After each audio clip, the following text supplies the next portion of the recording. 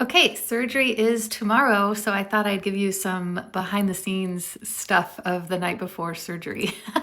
First of all, backing up to last week, most of you know that I had a breast implant exchange surgery scheduled. I had preventive mastectomies done in 2007. I've had these large implants because I was really heavy, over probably nearing 300 pounds at the time, and had large breasts. So I have large implants that don't really fit my body anymore. Plus, they've outlived their life expectancy. So it's time to exchange them out and get some new ones.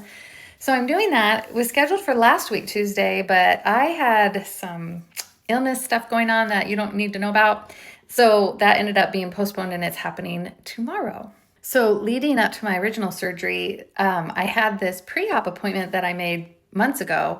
And I thought it was going to be like a telehealth appointment. Anyway, when I got back from my vacation and I got the confirmation and they were like, yeah, so we'll see you in Seattle on such and such a day. And I called them and I was like, I thought this was going to be on the telephone. And they said, oh, no, it's in person. And I was like, well, really? So they sent a message to this nurse that I was going to meet with. She's like, if you sign these documents, you don't have to come and we can cancel the appointment. So she sent me the documents and it turns out it was this 4-page document that I needed to initial and sign and take pictures and send back to them. It was from the manufacturer because there was all these things that I need to say, yes, I agree. And when I say, I mean manufacturer of the implants. They want to make sure I know and understand that I have no responsibility for anything. Anyway, I thought that was pretty funny that I was going to go to an in-person appointment just to sign these papers. Thank goodness. And everything else she just sent to me to read. So I had all these papers to read about what recovery is going to be like. I'm going to have to sleep on my back for 4 weeks. And what else? I can't make any dentist appointments. There's all these things that I have to think through. And I'm a little bit like, I'll worry about that later. Some of you who've had major surgery and you've had surgical drains and stuff, I'm expecting to come home with surgical drains and all of that. I'm not looking forward to that, but I can't think about that now. I got to think about the prep that I'm having to do tonight.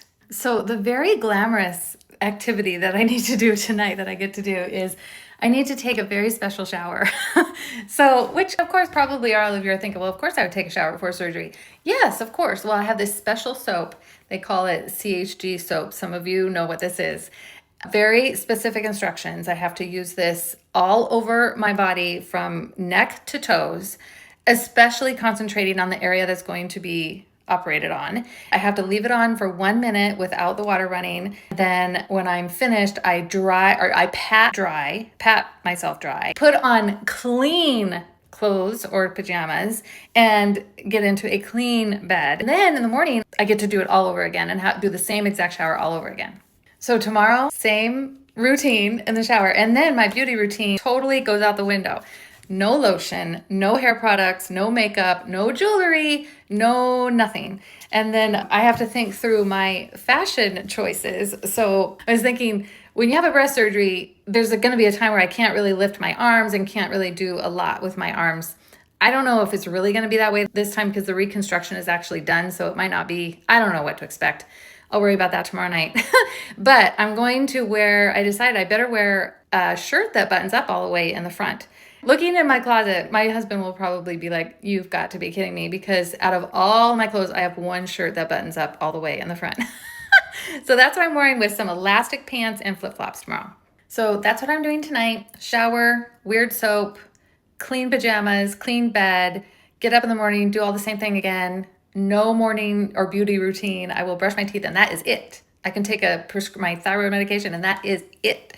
So check-in is at 8 o'clock at University of Washington Medical Center. I expect to be home tomorrow night and we'll see how this goes. I'm really hopeful that it's going to go super easy. I will give some updates as I'm able, or I'll put my husband on it. I'm sure he'll document the whole thing for you. We'll see.